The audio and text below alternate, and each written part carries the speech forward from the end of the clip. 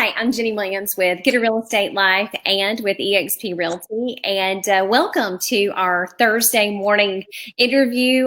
We have got maximum talent today, and Gusty is on his way to NAR, so he was doing an OJ through the airport, getting to his connecting flight to Seattle, so he's not going to be able to join us this morning, but that's okay because we've got Chad here today. So welcome, Chad Beasley.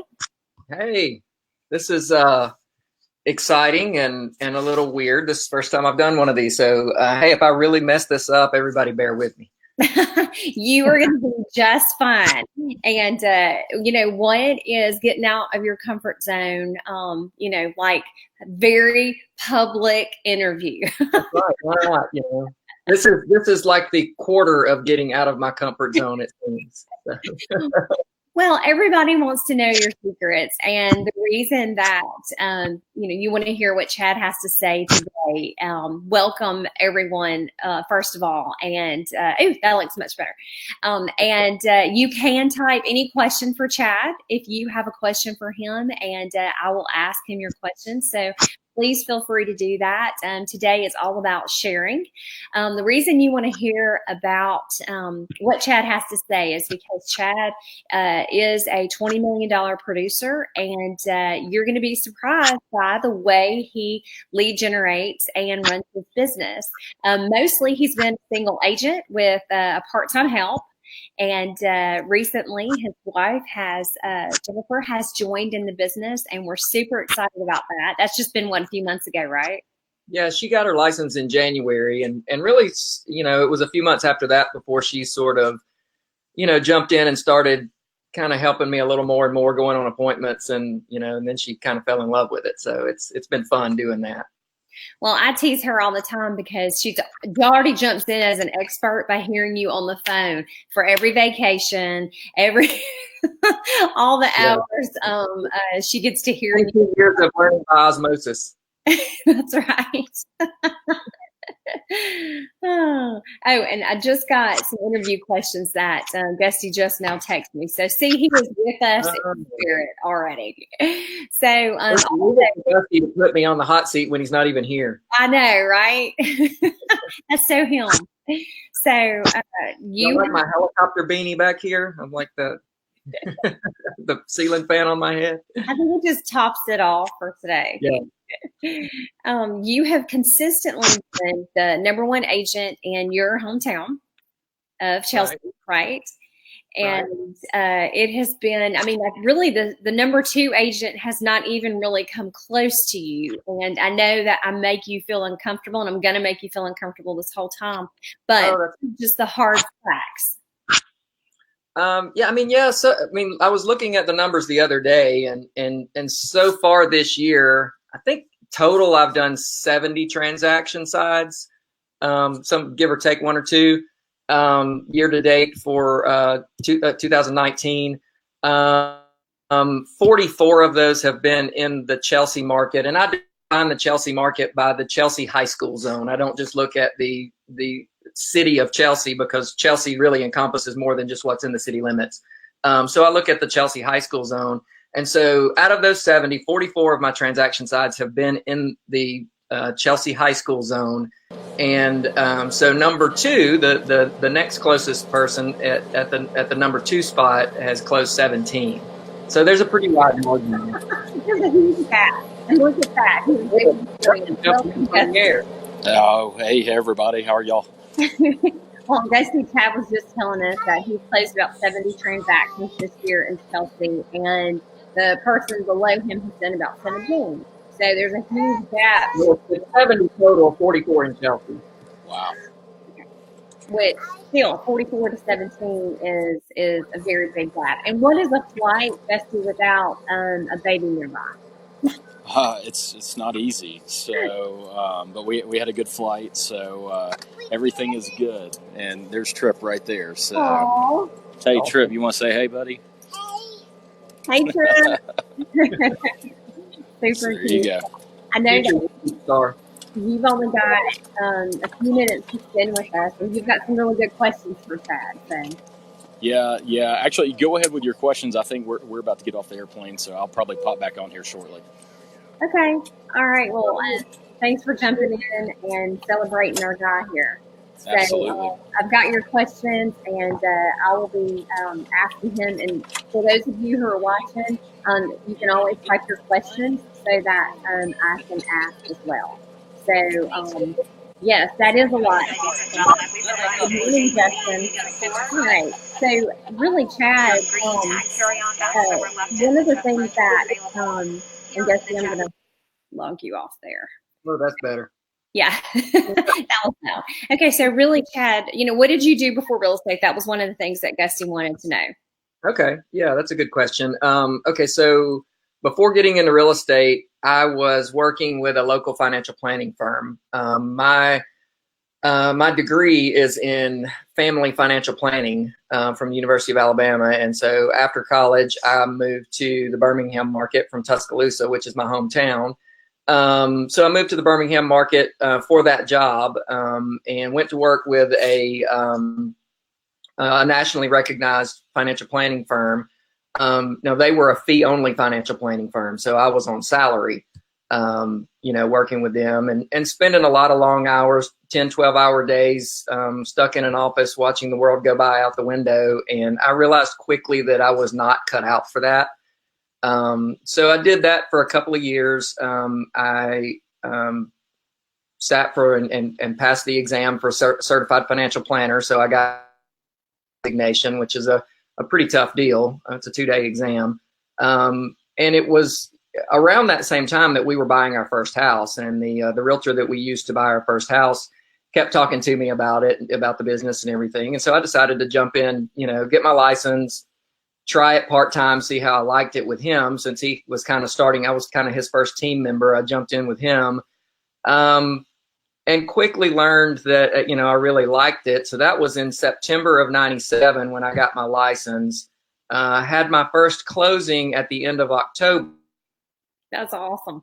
Of '97. Right in. And yeah, well, I kind of, there was a lady that worked at my office where I was working, who her and her husband had just moved to town, and they were in an apartment about to look for a house. And so I kind of went in and was like, hey, psst, I'd love to help you out. And so they were very nice and threw the young guy a bone and let me help them buy a house. And I remember vividly the commission check that I brought home from that transaction was $4,200. And at the time, I was bringing home maybe $1,500, $1,600 from my job per month. So that was a big call. Yeah. So yeah. So made that first sale. And then in January of '98, I just decided, which, I'd been thinking about it. I decided, I called Jennifer one afternoon. She was teaching school, and I called her and said, hey, I just quit my job. And she sort of freaked out a little. Sure. But over time, it's turned out okay. So, so that's kind of my story of how I got into it. It's so funny that we have so many things in common, because that was the exact year that I got licensed as well. So you were probably, what, 24, 25? I was 26. Okay. So yeah. That was... I looked like I was about 17. So I love that. You're a young guy, you have a new love, you quit your job, and now Jennifer's like, she pushes you because she knows what you can do. And all these years, you've kind of you've proven your track record and what you can do.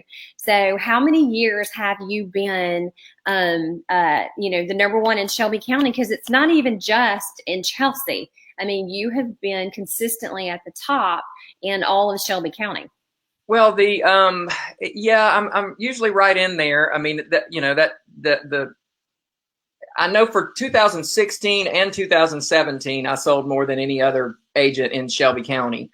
Last year for 18, I was right up there at number 2, but number 1 was really a 3-person team. So I was right in there. I was the top producing individual agent because he's got 3 people, But we were not far apart on that even. And so far this year, right now, year to date, outside of, there's one agent who is the buyer's agent for one of these large hedge fund investors that's bought a bunch of houses in Shelby County. And so she's number one, but that's all been, she's sold more than anybody, but that's all been buyers for these hedge fund investors. So behind her, I'm the top selling agent right now, doing it, as a regular resale type business and not the investor. Right. Thing, so. Consumers. So, and it makes a big difference to have a consumer business. Whether I'll end the year at number one, I don't know. I mean, me and the person behind me are about 4 transaction sides apart right now. So, but I'm right up there. How many? You've got a lot of pendings. You've put a lot of property under contract this past month. Yeah, I've got, I don't know. I mean, I think right now there are, I'll have to look back at my notes, 4 more closing in November. And then I've got 2 set so far. Well, 3 transaction sides set for December right now. So hopefully I can add some more for December so we can end this year strong. Well, everybody cheers you on because you're such a nice guy. I'll always tease you about like, God, nobody has anything bad to say about Chad. There's not asking the right people. But I always say that too, but nobody has the comma but when they're talking about you. And, so how do you end up finding your business? What's your number one lead generation method? At this point in my career, it's definitely name recognition. And, I get a lot of my business from people who either know me or know of me. So a lot of it is just, I guess, name recognition and just presence in the community from seeing my, yard signs in the Chelsea and Shelby County area. So that, I have people all the time say, I see your name everywhere. Well, as long as that's their perception, that's great. But yeah, the yard signs do a lot. People driving around, they see the yard signs, and then I've got 2 billboards in Chelsea, and then I do a lot of direct mail in the Chelsea area and stuff like that. So just trying to be consistent with the message, keep my name and my face in front of people, so that when it comes that time that they or somebody that they know are ready to buy or sell a home, hopefully I'm the first name they think of, and am at least one of the people that they call to talk to about it.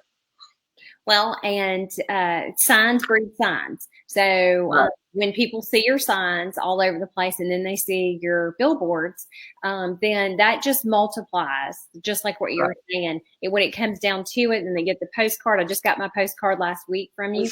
Yeah, even though the printer messed it up, but it went out. It's got my face and my phone number on it, but well, I just noticed a different logo, but yeah. That all adds up to, I can't think of anybody else when it's time for me to sell my house. And so you definitely have that going for you, and it's easier to maintain when you reach that. So how did you get to that point for all my new ones? Because I know Austin is listening. He's on here. He is hungry. He wants to be at that spot, or do the things to get to that spot. Yeah. The funny thing is, I wanted to be successful at what I'm doing. I never dreamed that I would do what I have ultimately accomplished in this business. This business and community of agents and everything has just been so good to me over the years, and it's been a lot of fun.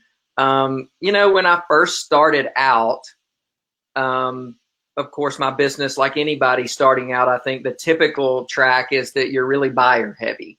You work with a lot more buyers as a new agent than sellers.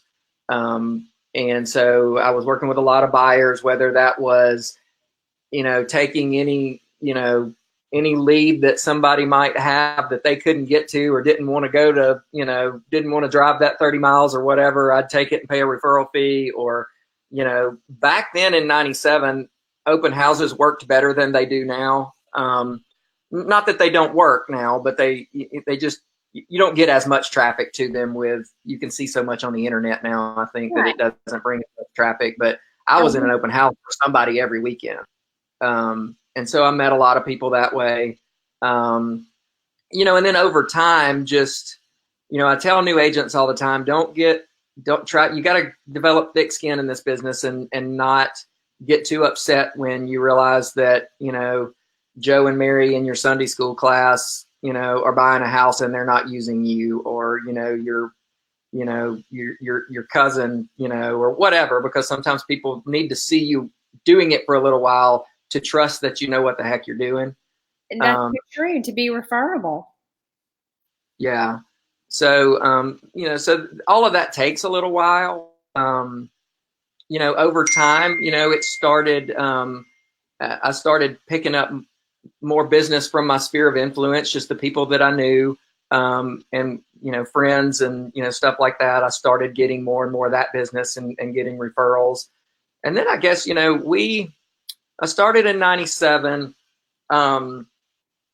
There was a new construction neighborhood that started in Helena that was like, you know, a godsend to first-time buyers. Anybody local knows Old Cahaba in Helena. They started that neighborhood in 1998, and just about everybody I worked with was first-time buyers because, like I said, I looked like I was 17, so they were the only ones that would give me the time of day. I had one guy one time ask me if I was even old enough to own real estate when I met him, you know. So anyway, I worked with a lot of first-time buyers, and so I started selling a lot in that neighborhood. In 2001, we moved into that neighborhood, and I started noticing that I was selling more and more, and realized that people started to trust the decision to move into that neighborhood because I lived in there. You know, they were like, well, this guy's supposed to know what he's doing. I mean, it must be a good neighborhood if he lives here. And so I started selling more and more in that neighborhood.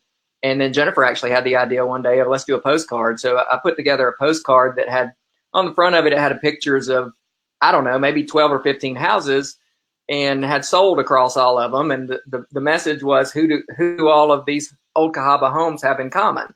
And I'd change up the back of that postcard and send it out every now and then. And so before you know it, 2005, I had sold 42 homes that year, and 17 of them were in that one neighborhood. That's awesome. Go Jennifer. She said, yes, she's so glad that you quit that job. But look at you coming out with an awesome postcard.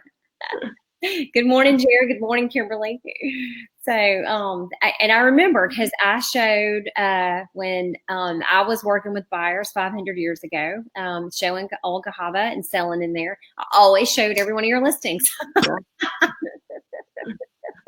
So, I mean, that's kind of what that experience and growing that, you know, farming that market, starting is sort of what led to eventually what I'm doing now. When we moved to Chelsea 14 years ago, you know, we said, okay, well, we're going to try to keep doing what we've been doing in Helena, but add the 280 corridor to it. And of course, eventually, you know, some of my business and, you know, you kind of tend to cultivate where you are, and Helena being, you know, 20, 30 minutes away, depending on traffic, you know, and you're not there plugged into the community every day. I started picking up more over here and not doing as much over there, which ended up being okay over time. So I started farming my own neighborhood for a little while, and then I woke up one day and realized, I think it was 2012, I realized that I had sold more in Chelsea than anybody else had.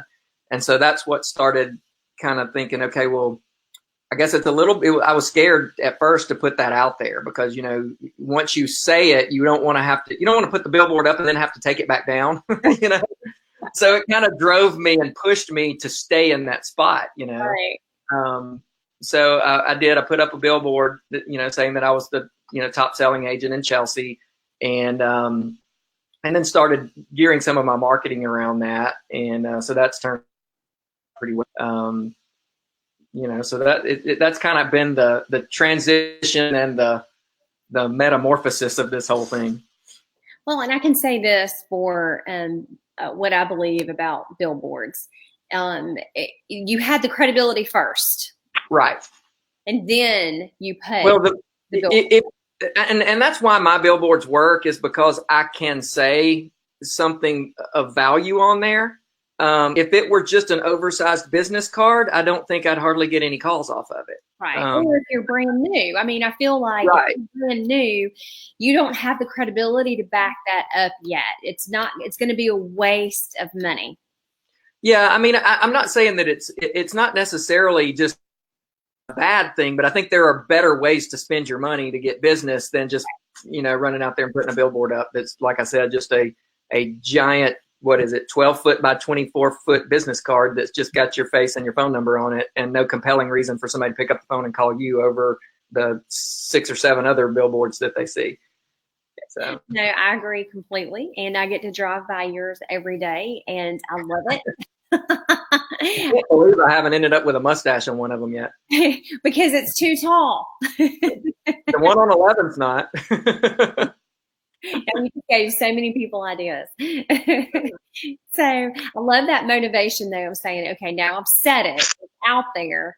Yeah. And there's a lot to that. I've never been, and this is a flaw, so nobody listen to this because this is not anything to emulate. I've never been a huge just sitting down and writing down goals kind of guy. And that's completely contrary to everything that you hear. And I think that is a good idea. But, I think when you put yourself out there, and like with that, when I said, okay, I'm gonna put this billboard out there, and now there's the pressure's on, to back it up and keep doing it. Right. So there is something to writing things down or saying it out loud and in public, so that you don't want to get shamed when you don't back it up, or you can't repeat it or whatever. Or you're one hit wonder. So right. I totally understand that. Austin said he is on his way to buy some spray paint. Well, I'll know who to call to have it put back up or to clean it off. After working with so many buyers, when did you make a shift toward sellers? At some point I would say, when the market crashed and it got so ugly for all of us, there was a period in there where, honestly, there were times where we were like, I don't know if we're going to be able to keep our house. It was just a scary time because there was, nothing was moving. There was one time that I had 35 listings, and it wasn't because I was a listing machine. It was because nothing was selling. And so I was trying to find buyers, and so I looked up one day because I kept adding. I was spending $2,000 a month to Realtor.com and Zillow to try to buy buyer leads. Well, as the market started to turn and things started selling again, it always left a bad taste in my mouth to pay those guys.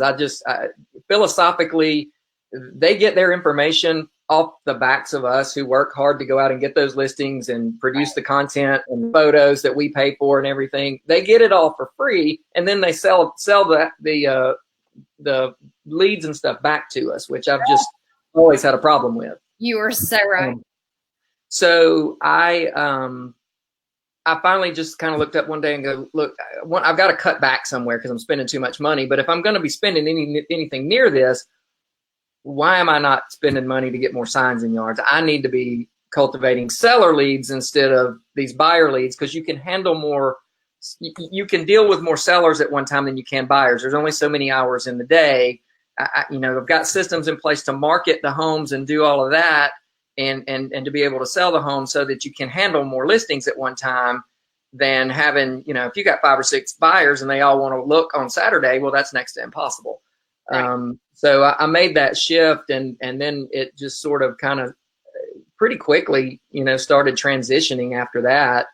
And part of it is I stayed around and stayed visible through the downturn when a lot of agents disappeared, put their license inactive or whatever. And I stayed out there as much as I could, keeping my name out there, my face out there. So as bad as things got, 2010 and 11 were the worst of it for me personally. I took my gross income got cut in half from the peak in 2005 to the bottom in 10 and 11. But then in 2012, I bounced back and had a record year. And then every year after that, was better and better. So it kind of took a shift after that. Well, I can definitely understand why you wanted to make a shift, and all those buyers that you had helped, it was probably time for them to start selling.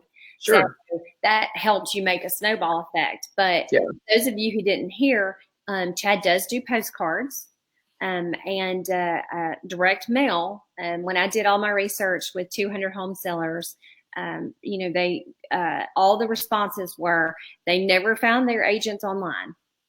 Out of 200, maybe one found their home seller, their listing agent online. The rest were referrals and name recognition by seeing other signs in their neighborhoods. And how do you get signs in neighborhoods? You do that by name recognition. And the only way that you can really successfully do that is by consistent direct mail, even if they're throwing it away, right, Chad?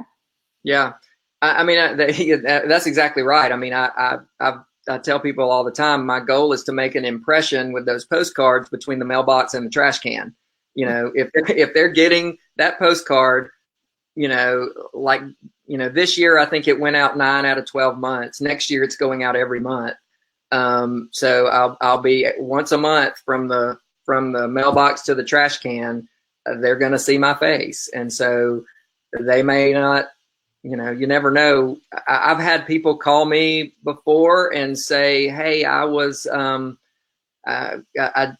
funny thing is, I found out today that I'm being transferred and I need to sell my house to go to this new job. And I come home this afternoon and your postcard's in my mailbox. So, that's happened a handful of times where just similar calls to that. I've gone into people's houses where they've got a postcard stuck on the refrigerator.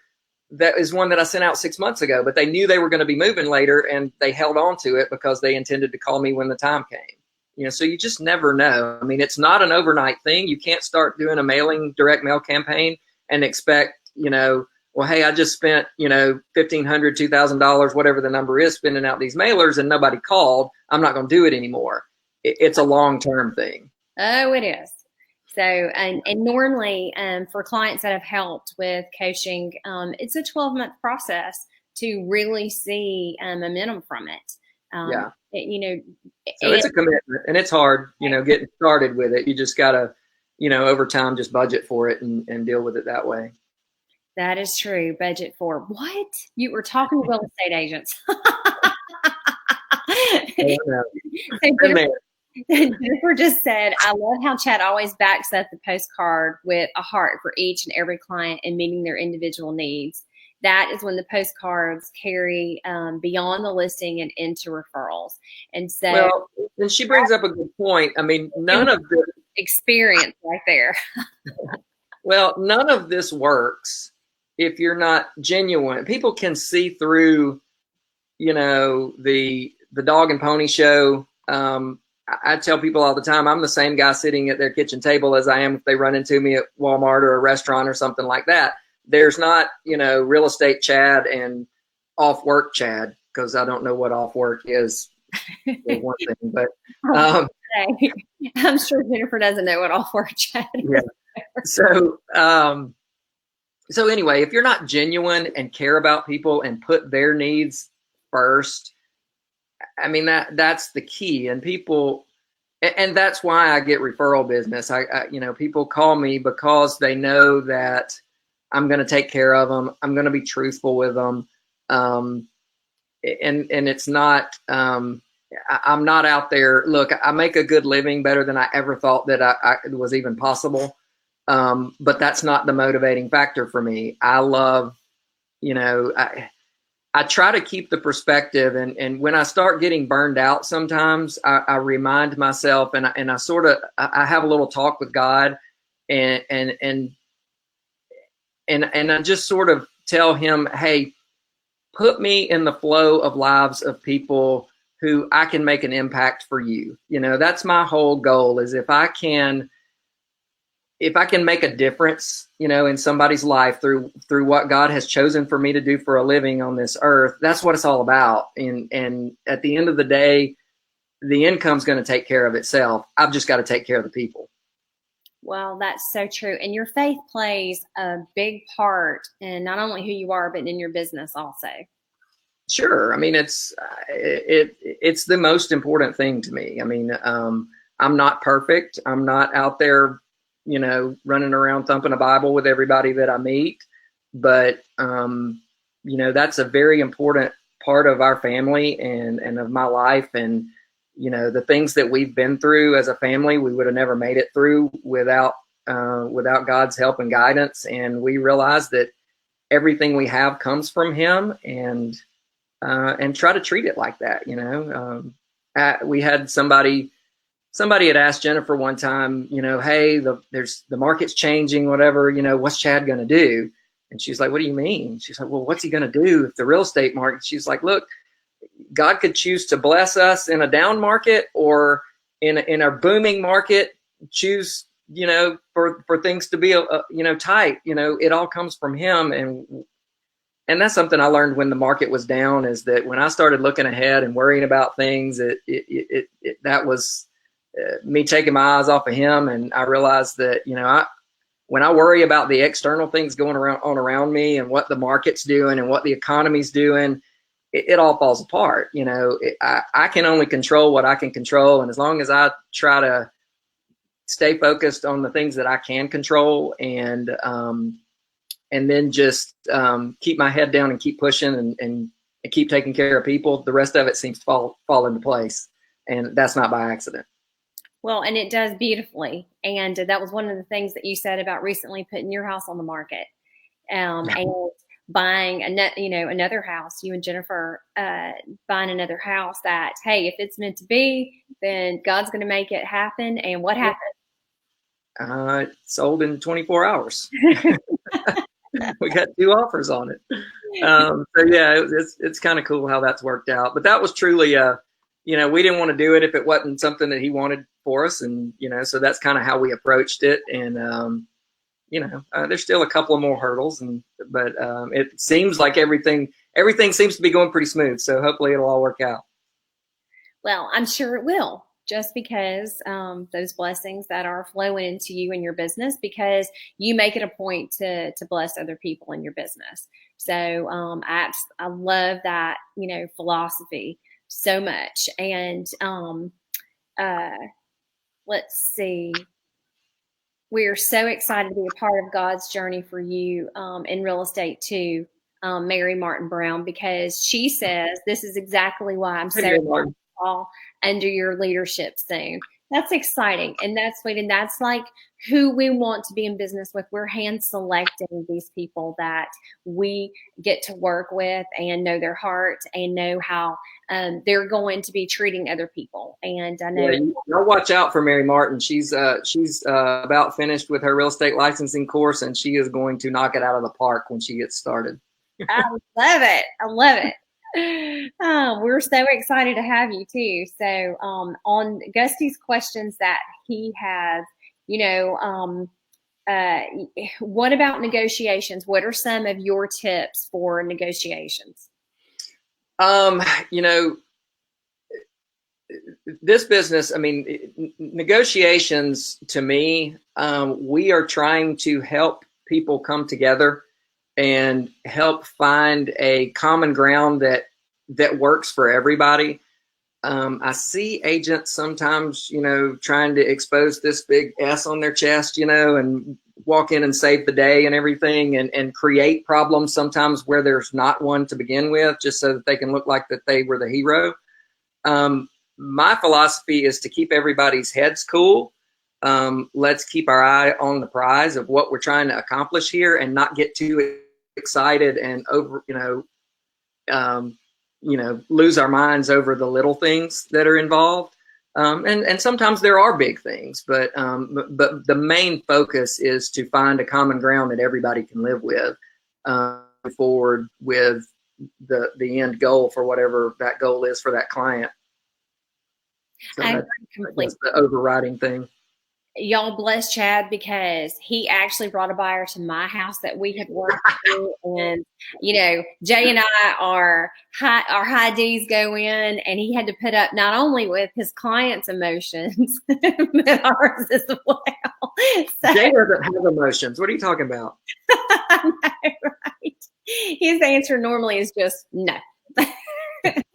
So Sandy Setzer says, Chad, look out for Michael soon, and she's going to have her soon too. So Awesome. yeah, Yeah, I've been chatting with Michael. I'm ready for him to get going. well, that is all good. So do you have any apps that you use that are your favorite apps? Yeah, on a daily basis, probably the things I use most would be PDF Expert on my iPad, DocuSign. I'm trying to think. You put me on the spot. What else am I using all the time? Of course, Facebook and Instagram, because that's kind of how everybody communicates and keeps up with each other these days. Those are the biggies. I use Numbers, which is Apple's version of Excel, is what I use for my net sheets for buyers and sellers, and my keeping up with my pipeline and what I've got closing and all that sort of stuff. I use Fantastical for my calendar. I like that one. I use Notability just for writing things down and stuff sometimes, because I've got the iPad Pro with the pencil. So I'll take notes on that sometimes, walking through a house or something like that. Which is, do you actually do your listing presentation on your iPad? Sometimes it depends. I mean, sometimes I'll sit down and I'll show people things on the iPad. I find that people it's better if they can touch and feel things, so sometimes if there's certain things I really want them to key in on, I'll have that stuff printed out to go over with them. I really don't, and this is something that I probably need to change a little bit, especially with mentoring other agents, but I don't really have a big formal listing presentation. Part of that is I'm popping Gusty in because he's back, but yeah, go ahead and finish with that. So you don't, hey Gusty.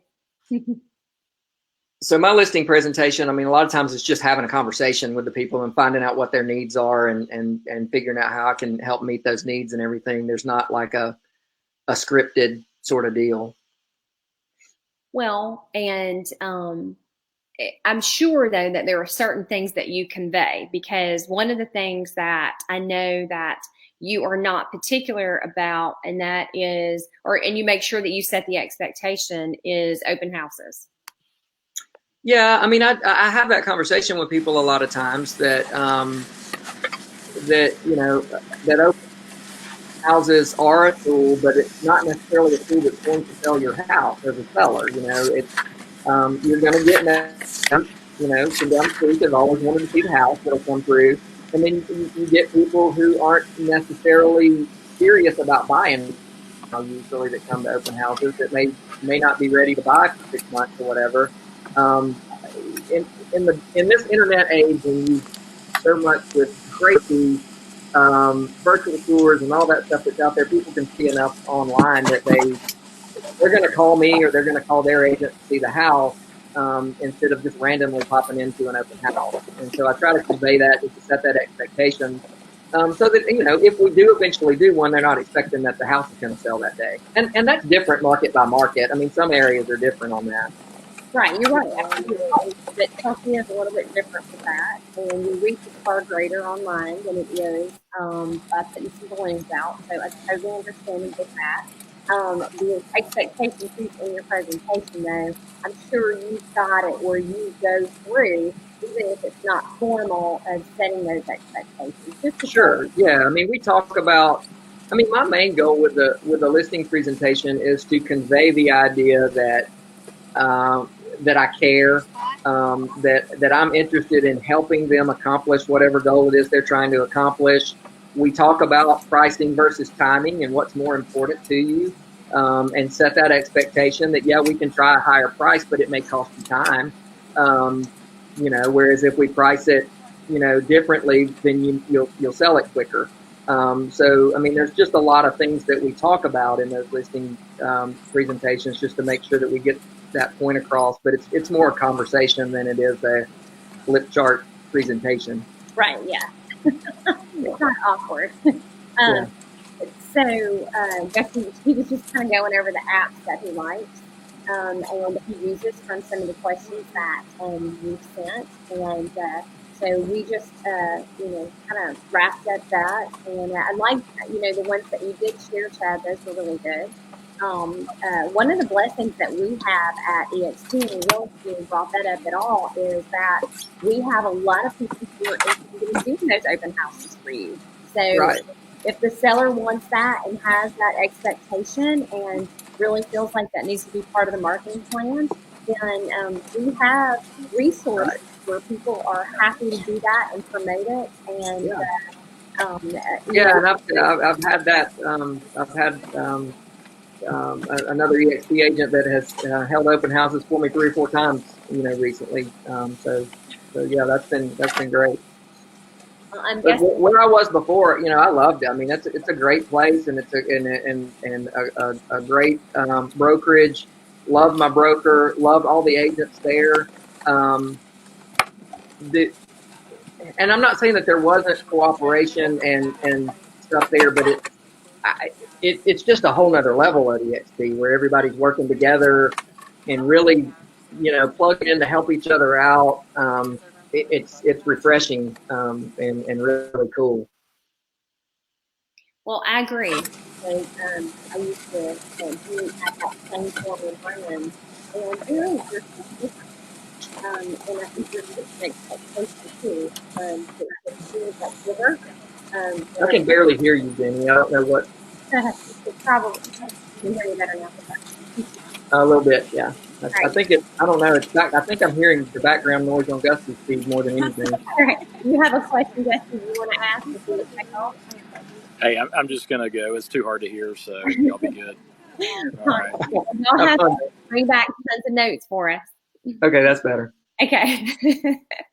I know he was trying to fit it all in. We all of us stay very scheduled, and we want to make sure that we give our support every step of the way. But okay, so from open houses to apps to way that you like to lead generate to ways that you were lead generating, and now that you said forget that. And I love how you said you were just having such a pain spending that money every single month just because it goes against your philosophy and your core values. I agree. It's off the backs of what we've already done, thanks to lots of events that people who are supposed to represent us aren't. Beyond our control, though, right? So we're bringing that back in and focus. Yeah, so, and look, that's a perfect example of just in this business. You have to, whether you're brand new or you've been doing it for 40 years. I see a lot of people, especially that have been doing it for a while, that are completely dug into their way of doing things and are not. You've got to be agile. You got to be flexible and be able to pivot and change with the business, because it is an ever changing thing. And so you got to be able to adapt to new tools and the new ways that people are doing things all the time, and just reevaluate what used to work might not work anymore, and what's the new thing that I need to be trying out, and things like that. So it's you got to constantly be kind of a student of the business and of your local market, of figuring out what's going on and where the business is. No, you're completely right. I feel in that way, and just to see, how you can move your business forward for your clients, and to promote their property. So, on your typical week, okay, let's take your calendar, because Is there any such thing? I know, right? And that's exactly what I want to make sure that we come across. Like, you'll leave a closing, we'll have a quick conversation because you'll be on your way to meet with the seller. Sure. So when you set up those appointments, is it you calling people to set appointments, or is it people calling you to set appointments? Most of the time it's people calling me or reaching out to me, either text or Facebook Messenger or whatever. I mean, so, most of the time, people are calling me and saying, hey, getting ready to sell my house. I'd like to talk to you about possibly listing it. When can you come over? So that's, which is the dream. I mean, look, I pinch myself that happens because it hasn't always been that way. Welcome to the $20 million dream. So let me just ask this question, and I'm asking it because it's a good one. So you're not saying you're committing to 2 hours of phone calls every day? No. The reason I ask that is, look, whatever works for you, yes, roll with it. I mean, it's personality based. Look, when I first started, the guy that I worked with, we would sit down, on, Sunday evenings and go through the newspaper cold calling for sell by owners and things. Look, and of course that's hard to do now with the do not call registry and everything that didn't exist back then. Right. That was never comfortable for me. I hated it. I'd sit there staring at the phone, not wanting to pick it up because I hated it. It just wasn't my personality. So there's a place for that for people who are comfortable with it. It just never was for me. And if somebody expresses an interest that they want to talk to me, I'm all about calling them, but I don't hammer the phones chasing people down looking for them. So. Jennifer just said, "What is a newspaper?" And I just showed my age. No, I just said the same thing the other day about, I was talking to a man. An example of how the business has changed. Right. No, I know, right? It's changed so many different ways. There are so many new technologies and ways to do business that have completely changed in our 22 years. Yeah. But somebody told me the other day that, agents are doing open houses on my house this weekend. They just put their ad in the newspaper, and I'm like, what? That blows my mind. So yeah, that's funny. And yeah, when you start out, you need to try to see what is a good fit for you. You need to make those phone calls. You need to call the expired. You need to see if that is something that you like. Well, and there is some trial and error to it as you're getting started, figuring out, what works. And there may be something that works that you're not comfortable with, and maybe you do that for a little while just because you gotta find business somewhere while you're cultivating what you can make work over time that's more comfortable for you and your personality. Well, and I can say that I prefer that, when people build their business, they stay in their comfort zone, and you have not embraced video yet. Nope. And the reason I'm saying this is because there's so many people out there that are just very uncomfortable. They don't want to do video, and everybody says you have to do it. Now, that's one of the things that I'm comfortable with. So I'm completely fine with it. I have seen the anxiety that people have from it. And y'all, you can be a $20 million producer and not do video. That's why I'm sharing that with you. Look, and that's something that's just, it hasn't been my comfort zone. The couple of things that I've done with you, have sort of taught me that it's not so bad. Now, that part of that is because it's sort of a give and take. Now, I'm not sure if I'll ever, be that guy running around with the selfie stick, walking through houses. I don't know. That's so. But if it works for you, great. It's just not. I don't know. I don't like to watch myself or hear myself talk. So here's the secret to that: never watch it. Really, record it and never watch it. That's what I learned a long time ago, because I would never do another one. But there is a place for it. The funny thing is that there is a place for video, and if you look at the stats, people eat that up. I look at it from a personal point of view, and a lot of times I'm scrolling through things either in a public place or whatever, and I'll come across a video, but I won't click on it to watch it because I don't want it to be blaring over the speakers to everybody around me or whatever. And so a lot of the stuff I don't even see or hear because I usually take the option to, if there's the video and the transcript, I'll read it because I'm somewhere that it just would be weird for me to fire up the video and have everybody around me having to hear it too. Okay, so this is going to blow your mind. Over 70% of the videos that are put out are never listened to, What, people just watch people mouth the words? No, it's best for you to have them transcribe. Okay. Read the videos. And so that way you're going to have the ultimate success, because people don't want, when they're at work and they're scrolling through their news feed, they want to see the video, they want to see the houses, but it's best for you to have the transcribe on YouTube. Cool.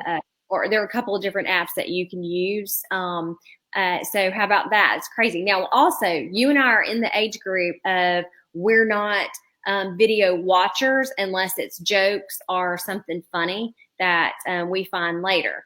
But younger people, everything is video for them. That's how they do their research. That's how, so. And that was my kids. I mean, just about, I mean, they watch everything they watch is streaming stuff, you know? Yeah.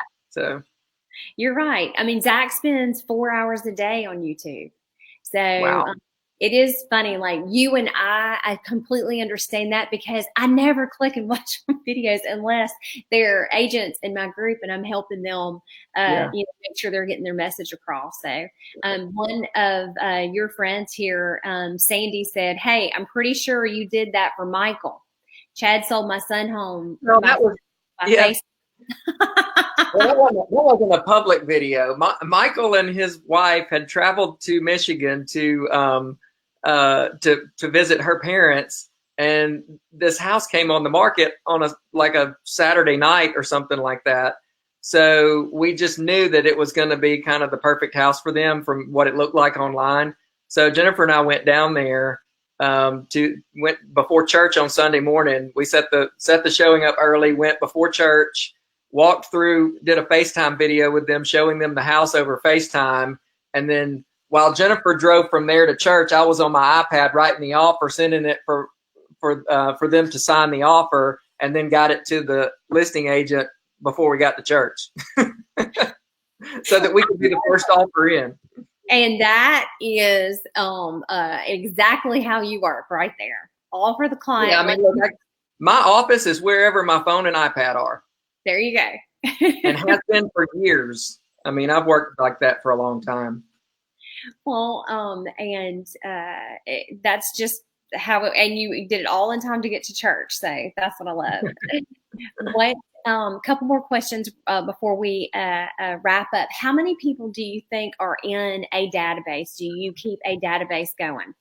Look, that's something that I am working on doing better. I have kind of neglected that for a long time. You know, social media has helped me to, I guess, has helped fill that gap where I've not kept a really good database to stay in front of people with, whether, you know, past clients with mailers or whatever. Social media has kind of filled in that gap because, you know, you got, I don't know how many friends on Facebook and Instagram and all of that. And so you stay in front of people that way these days. But that's definitely something that Jennifer and I talked about that I've got to work. But as far as a number of people, gosh, I don't know. I mean, there's in 22 years of doing this, in the past, I guess, 4 years, I've been doing, you know, 80 plus transactions a year. You know, I've sold a lot of, I mean, I know I've sold over 1,000 homes in my career. You know, or close to it. So, you know, there's a bunch of people. Huh? I said it's a large database. Yeah. So really what you're doing is keeping in touch with a lot of those people through social media. Right. No, but I tell newer agents all the time, you know, that there's a gold mine in your database. I've just done a bad job of cultivating that and keeping that current and using that. And I know that, but there's a gold mine there, and everybody ought to be doing that. I just on that side of it, and that's something I'm gonna try to correct. Well, good. So that's a goal for 2020. Sure. Look, I said it out loud. Okay, right.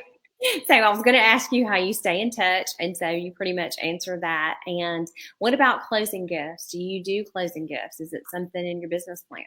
That's something that we have started doing a little more of. especially with Jennifer coming on, it makes it a little easier because there's just, I don't like to just do, I like it to be a little bit more personal, and show, because it shows that you care and that you're paying attention if it's something that you think will mean something to them or whatever. So yeah, there have been times where we've done like a Lowe's gift card or something like that. And sometimes where we've picked up on some, there was one a few months back where we were showing houses to this family, and the lady really loved this, I think it's a tobacco basket, one of those big baskets that hang on the wall. And so that was something that Jennifer picked up on, and we got them one of those, left it in the house for them to find when they got home from closing. So, I mean, it's something that I'm trying to incorporate more and more. I haven't done it consistently, but that's something we're trying to do a little more and more of. It's just to show appreciation. Well, that is exciting. You've given us like a lot of good tips here. And of course, we could talk for hours. But Sure. if someone needs to reach out to you and get in touch with you, one for listing their house, or, have questions about EXP and how the company works, what's a good phone number for you? 205-401-CHAD. So it's 205-401-2423. There's another marketing tip. And there's another marketing tip right there. I did that a long time ago. I just happened to call up. I was switching that was before you could take your number with you from one. So I was switching from one company to another with my cell phone. And when I was like, I had that idea. So I just called them up and I was like, look, do you have, I don't care what the first three numbers are. Do you have 2423 as the last? Cause that spells my name. So, and that's been heck, I've had people call me before that I had the listing when they bought it, and then a few years later they go to sell the house and they call me because they could remember my phone number from seeing it in the yard, but they couldn't even remember their agent's name and much less their number. So they remembered my name and number because of the phone number. No, so. That is awesome. It's so funny. I went to New Orleans with some friends, and she said, I ended up buying a house in a different market where her son is in college. And I said, oh, I probably know, who is it? 30 minutes. I can't think of what their name is. Did a great job. Yeah. Never remember the name until after we found photos. So having something memorable like that is probably like the best marketing tip to land on. It's that's been good, and it helps people remember it. So yeah, anybody needs help, call me. 401-CHAD. Well, I'm looking forward to seeing your numbers at the end of the year. You staying at the top in Chelsea and the top in Shelby County, and looking forward to seeing what you do in 2020, because you and Jennifer and Bob, look out, everybody. Well, it's fun. We're having fun with it, and that's I tell people all the time when they talk about getting into this business, you have to love it. I mean, it's a great business, but you have to love it and be passionate about it, or it will eat you alive and you'll burn out. And and I truly do love what I do. Well, it shows every day, because I get to hear your heart for your clients, and I know everybody else sees it too. So thank you for sharing and being on here today. And everyone, thanks for commenting and asking questions and joining us. This is recorded, so if you'd like to watch it again, please do. The link will be available very shortly for you to do that. So thanks, Chad. Thank you so much. If anybody has questions that we didn't hit on and you want to email me too, you can call me, text me, email me. My email is chad@chadbeasley.com. So easy peasy. All right. Thanks so much. Everybody have a great day. Thanks, Genny.